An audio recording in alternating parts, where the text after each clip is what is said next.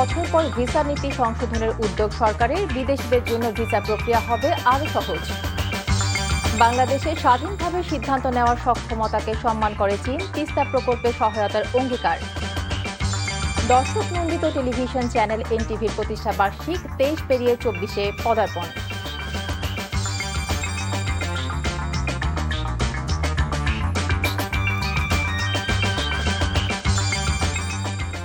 আসসালামু আলাইকুম, নাইমা কেয়া স্বাগত জানাচ্ছি এনটিভির মধ্যরাতের খবরে। এতক্ষণ শিরোনাম দেখছিলেন, এবারে পুরো খবর। 20 বছর পর ভিসা নীতি সংশোধনের উদ্যোগ নিয়েছে সরকার। বৃহস্পতিবার বিকেলে প্রধানমন্ত্রী তারেক রহমানের সভাপতিত্বে মন্ত্রিসভার বৈঠকে এই সিদ্ধান্ত নেওয়া হয়। বৈঠক শেষে মন্ত্রিপরিষদ সচিব ডক্টর নাসিমুল গনি জানিয়েছেন, বিদেশিদের জন্য ভিসা প্রক্রিয়া আরও সহজ এবং দ্রুত সেবা নিশ্চিত করতে চায় সরকার। তিনি সাংবাদিকদেরকে বলেন, ব্যবসা, বিনিয়োগ ও পর্যটনে বিদেশি নাগরিকদের আকৃষ্ট করতেই এমন উদ্যোগ নেওয়া হচ্ছে। এজন্য অর্থমন্ত্রীকে সভাপতি এবং স্বরাষ্ট্র মন্ত্রণালয়কে সাচিবিক দায়িত্ব দিয়ে একটি কমিটি গঠন করা হয়েছে বলেও জানান মন্ত্রিপরিষদ সচিব।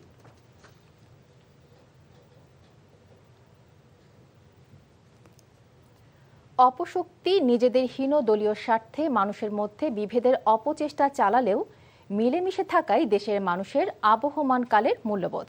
এমন মন্তব্য করে প্রধানমন্ত্রী তারেক রহমান বলেছেন, তার সরকার ঐক্যবদ্ধ বাংলাদেশ বিনির্মাণের লক্ষ্যে কাজ করছে।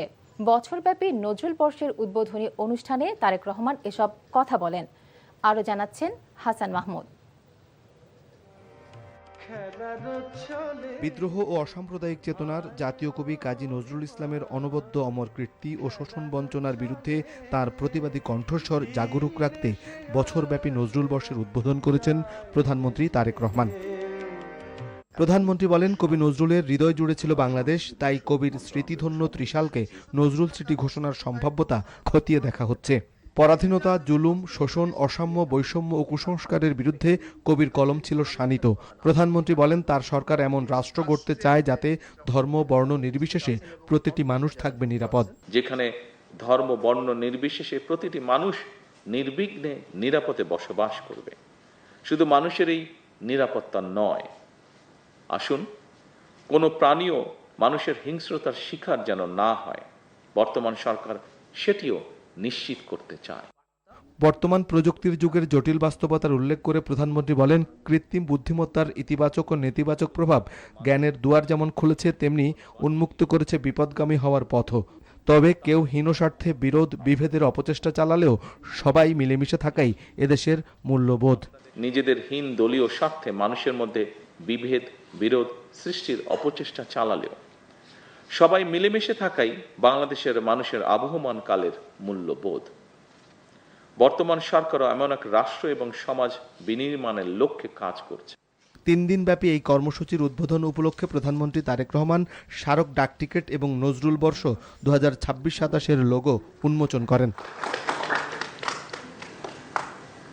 পরে সচিবালয়ে নিজ কার্যালয়ে স্বাধীনতার ঘোষক শহীদ রাষ্ট্রপতি জিয়াউর রহমানকে নিয়ে বিশিষ্ট লেখক কালাম ফয়েজীর লেখা বীর রাষ্ট্রনায়ক জিয়াউর রহমান শীর্ষক গ্রন্থের মোড়ক উন্মোচন করেন প্রধানমন্ত্রী তারেক রহমান। Hasan Mahmud, NTV news, Dhaka. বাংলাদেশের অভ্যন্তরীণ ইস্যুতে চীন কারো হস্তক্ষেপ মেনে নেবে না বলে সতর্ক করে দিয়েছেন ঢাকায় নিযুক্ত চীনা রাষ্ট্রদূত ইয়াও ওয়েন। প্রধানমন্ত্রী তারেক রহমানের সাম্প্রতিক চীন সফর সফল মন্তব্য করে অর্থনৈতিক করিডোর ও তিস্তা মহাপরিকল্পনা নিয়ে দৃঢ় প্রত্যয় জানান রাষ্ট্রদূত ওয়েন। দুই দেশের মধ্যে সম্পর্ক জোরদারেরও তাগিদ দেন চীনা রাষ্ট্রদূত। ইফতেখার রেজার রিপোর্ট। ঢাকায় চীনা দূতাবাসের সংবাদ সম্মেলনে উঠে আসে দুই দেশের সম্পর্ক, বাণিজ্য ও পারস্পরিক সহযোগিতা সহ বিভিন্ন বিষয়। বাংলাদেশের প্রতি চীনের প্রতিশ্রুতি পুনর্ব্যক্ত করে রাষ্ট্রদূত বলেন, তিস্তা প্রকল্পে তাদের অবস্থান অপরিবর্তিত রয়েছে। দ্বিপাক্ষিক সম্পর্ককে আরও উন্নয়নে দুই দেশের সর্বোচ্চ পর্যায়ের নেতারা একসঙ্গে আলোচনায় বসেন। সরকার ও রাজনৈতিক দলের মধ্যে যৌথ স্বার্থ নিয়ে সৌহার্দ্যপূর্ণ আলোচনা হয়। দুই নেতার মধ্যে 2+2 আলোচনা ও সামরিক সহযোগিতা নিয়ে আলোচনা হয়েছে। এই বৈঠকের মাধ্যমে দুই দেশের মধ্যে বিশ্বস্ততা জোরদার হয়েছে। টেকসই তিস্তা মহাপরিকল্পনা করতে এর বৈজ্ঞানিক সম্ভাব্যতা যাচাই প্রক্রিয়া খুবই গুরুত্বপূর্ণ। চায়না এর ওপর জোর দিচ্ছে। এ বিষয়ে চায়না বাংলাদেশকে সহযোগিতা করতে আগ্রহী। এ প্রকল্প এবং বাংলাদেশের নদী ব্যবস্থাপনায় কারিগরি সহযোগিতা করতে চীনের সর্বোচ্চ পর্যায় থেকে প্রতিশ্রুতি এসেছে।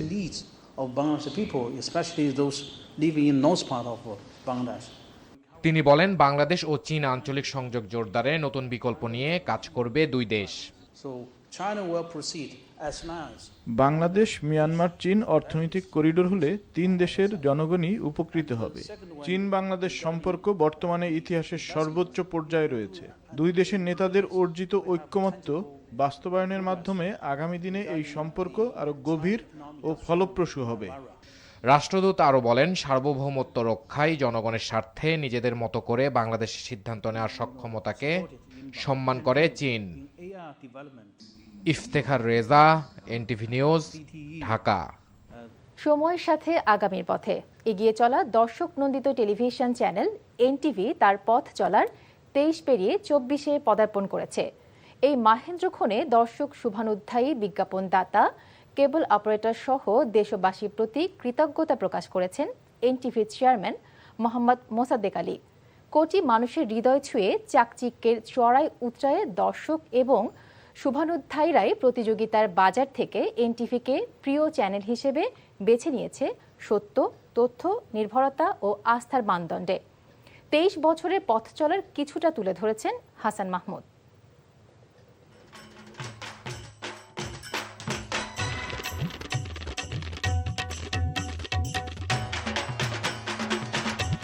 খবরের আদ্যপান্ত, সম্ভাবনা আর নিয়ম অনিয়মের সহস্র ক্ষতির খতিয়ান গেল 23 বছরে গণমানুষের চোখের সামনে তুলে ধরেছে জনপ্রিয় টেলিভিশন এনটিভি।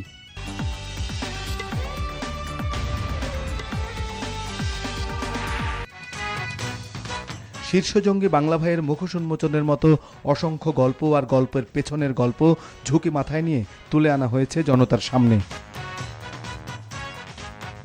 মহান মুক্তিযুদ্ধের চেতনাকে লালন করে মা, মাটি আর মানুষের জন্য ভালোবাসার পেখম মেলে ধরেছে জনপ্রিয় এই টেলিভিশন। জুলাই গণ অভ্যুত্থানের বীর যোদ্ধা আবু সাঈদের বুক চিতিয়ে রুখে দাঁড়ানোর সেই দৃশ্য এনটিভির ক্যামেরা তুলে এনেছিল কোটি মানুষের চোখের সামনে। এনটিভির সংবাদ হয়েছে দর্শকের আস্থার আশ্রয়। দেশের রাজনৈতিক ক্রান্তিকালে এনটিভির প্ল্যাটফর্ম থেকে ভিন্নধর্মী সংলাপ দেখেছে কোটি দর্শক। ফিরে দেখা 23 বছরে দক্ষ ও সৃজনশীল কর্মীদের নিরলস শ্রম, ব্যবস্থাপনার দক্ষতা আর প্রযুক্তির সংযোগে এনটিভি পেয়েছে দীর্ঘ পথ চলার পাথেয়। আজকের এই জন্মদিনে আমি বাংলাদেশ সরকার, বাংলাদেশের বিভিন্ন রাজনৈতিক দলের নেতৃবর্গ, পেশাজীবী সংগঠন, বিশেষ করে ব্যবসায়ী সমাজ যারা আমাদের বিজ্ঞাপন দিয়ে বিভিন্নভাবে সহযোগিতা করেছেন, এবং আমি সর্বোপরি বলতে চাই আমাদের কেবল অপারেটর, সকল সময় সবার আগে আমাদের এই চ্যানেলের কথা চিন্তা করে সব জায়গায় সুন্দর মতো তাকে পরিবেশন করে যাচ্ছে। শুরু থেকে আজ পর্যন্ত তারা আমাদের সাথে যে পরিশ্রম করছে, আমি এনটিভি পরিবারের পক্ষ থেকে সবাইকে ধন্যবাদ এবং কৃতজ্ঞতা জানাচ্ছি। আপনাদের সহযোগিতা পরামর্শ যদি আপনারা আমাদের অব্যাহত রাখেন, সাথে থাকেন, আমরাও কথা দিতে পারি। আমরা দিনরাত পরিশ্রম করে আপনাদের এই প্রিয় চ্যানেল সকল সময় আপনাদের মাঝে সুন্দরভাবে উপস্থাপনার চেষ্টা করব। বিনোদনধর্মী অনুষ্ঠান, দর্শক নন্দিত নাটক আর জনপ্রিয় সব রিয়েলিটি শোর জন্য দেশ বিদেশের বাংলা ভাষাভাষী কোটি কোটি মানুষও এনটিভিকে আপন করে নিয়েছে। পর্দার পাশাপাশি এনটিভি সক্রিয় ছিল অনলাইন পোর্টালে। সামাজিক যোগাযোগ মাধ্যমের উত্তাল সময়ে প্রতিযোগিতার উপযোগিতা বিবেচনায় সস্তা আর অস্বস্তির অস্থিরতায় এনটিভি আপোষণ ছিল আস্থায়। I would especially like to mention how NTV has continued to flourish under challenging circumstances, and I can personally attest this a true reflection of our chairman's passion and leadership. To NTV, thank you for being a part of my childhood and Bangladesh's identity. প্রিয় NTV জন্মদিনে সবাইকে জানাচ্ছি শুভেচ্ছা, শুভকামনা ও অভিনন্দন। জনপ্রিয়তাই কখনো কখনো কাল হয়েছে এনটিভির জন্য। রহস্যের আগুনে দুইবার পুড়েছে টেলিভিশনটি। তবুও অসহায় মানুষের পাশে সহায়তার সাইরেন বাজিয়ে সিডর কিংবা আইলার মতো সব ঝড়, ঝঞ্ঝা, বন্যা আর শীতে এনটিভি ছিল গণমানুষের পথ দেখানোর পথিকৃৎ। আজকের এই মহেন্দ্রক্ষণে আমি দেশবাসী, আমাদের কেবল অপারেটরস, বিজ্ঞাপনদাতা, আমাদের দর্শক শ্রোতা সহ সকলকে নিয়ে সময়ের সাথে আগামীর পথে এগিয়ে যেতে চাই এবং এনটিভির জন্মদিনে সকলের দোয়া এবং ভালোবাসা কামনা করছি। এনটিভির প্রথম প্রতিষ্ঠাবার্ষিকীতে বেগম খালেদা জিয়া উনি সশরীরে এসেছিলেন আমাদের অনুষ্ঠানে এবং তার দিক নির্দেশনামূলক বক্তব্য রেখেছেন, যা আমাদের জন্য অনুপ্রেরণীয় হয়ে থাকবে। মানুষের হৃদয়ে প্রতিশ্রুতির শ্রুতিকাব্য শুনিয়ে এনটিভি যে সময়ের পরীক্ষায় উত্তীর্ণ তার দাবিদার দর্শক আর শুভানুধ্যায়ীরাই। দর্শক ভালোবাসা এনটিভিকে দিয়েছে অনন্য মাত্রা, তাই যাত্রা থেকে 23 বছরের অভিযাত্রায় এনটিভি থেকেছে সময়ের সাথে, থাকবে আগামীর আলোকিত পথেও। প্রযুক্তির উৎকর্ষের উত্তাল এই সময়ে মিথ্যা আর সত্য তথ্যের ভিড়ে এনটিভি স্বকীয়তা নিয়ে থাকতে চায় আস্থার আয়নায়। 24-এ পদার্পণের এই সময়ে তাই দর্শক শুভানুধ্যায়ীরাই হবে এনটিভির আগামীর পথ চলার পাথেও। Hasan Mahmud, NTV news, Dhaka. এনটিভির 24তম বর্ষে পদার্পণ উপলক্ষে শুভেচ্ছা জানিয়েছে তুরস্ক ভিত্তিক LP gas company United I gas LPG limited. এনটিভির কার্বন বাজারের প্রধান কার্যালয়ে প্রতিষ্ঠানের চেয়ারম্যান মোহাম্মদ মোসাদ্দেক আলীকে ফুল দিয়ে শুভেচ্ছা জানান কোম্পানির সিইও হারুন ওরতাজ। এই সময় তিনি এনটিভির বস্তুনিষ্ঠ সংবাদ এবং অনুষ্ঠানের ভূয়সী প্রশংসা করেন। প্রতিষ্ঠা বার্ষিকীতে এনটিভির উত্তরোত্তর সমৃদ্ধি কামনা করেন তিনি। কাল 24তম বছরে পদার্পণ করেছে জনপ্রিয় satellite channel NTV. Heartiest congratulations to NTV for the 24th anniversary. NTV for more than 2 decades has been a trusted partner of Bangladeshi families, and we are looking forward to increase our cooperation with NTV. I wish NTV continued success. জনপ্রিয় satellite television এনটিভির প্রতিষ্ঠা বার্ষিকী উপলক্ষে নান্দনিক সাজে সেজেছে NTV কার্যালয়। রাজধানী জুড়ে বিলবোর্ড, এমনকি মেট্রো রেলের স্ক্রিনেও শোভা পাচ্ছে শুভেচ্ছা বার্তা। এইচ.এম. মেহেদী হাসানের রিপোর্ট।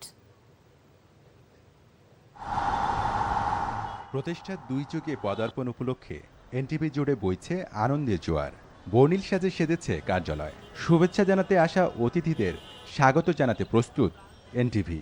প্রতিষ্ঠাবার্ষিকীর শুভেচ্ছা বার্তার বিলবোর্ডে ছেয়ে গেছে রাজধানীর সার্ক ফোয়ারা মোড়, পরিবাগ, জাতীয় সংসদ ভবনের সামনে খেজুর বাগান এলাকাসহ বিভিন্ন গুরুত্বপূর্ণ ও অতি পরিচিত মোড়। এছাড়া এনটিভির শুভেচ্ছা বার্তা শোভা পাচ্ছে মেট্রো রেলের স্ক্রিনেও।